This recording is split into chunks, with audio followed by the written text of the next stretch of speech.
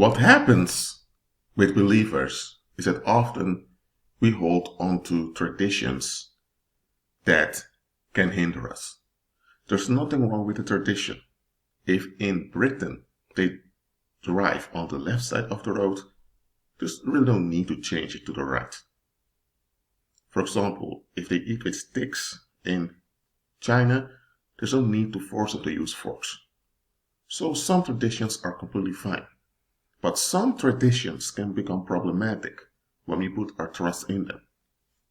One of such traditions is baptism. Baptism did not originate with the ancient Hebrews.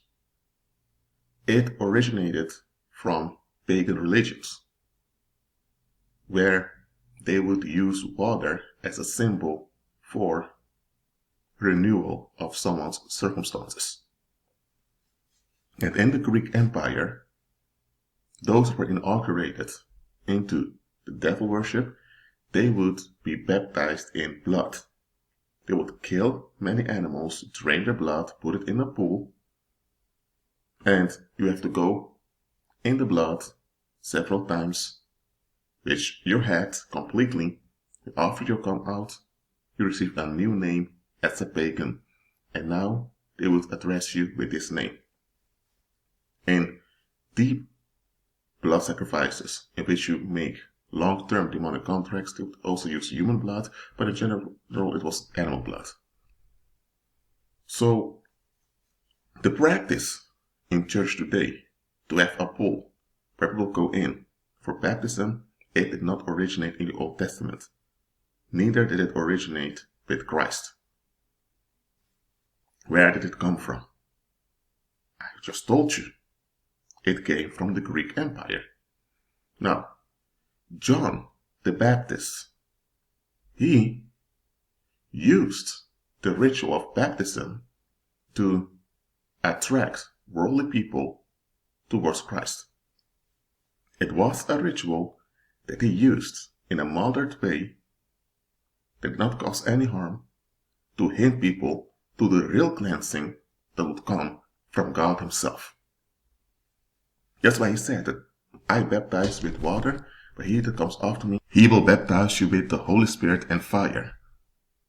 And when Christ appeared at location where John the Baptist was baptizing, John the Baptist did not want to baptize Christ, because John the Baptist realized, hold on a minute, you're God. Why are you submitting to this symbolic ritual I'm doing to hint people towards you? But John the Baptist got along with what Christ wanted to do, so John the Baptist baptized Christ. And since then, everyone had to stop following John the Baptist and begin to follow Christ. John the Baptist was only there to prepare the way for Christ's ministry. And baptism in water, he used the river or some lake from time to time.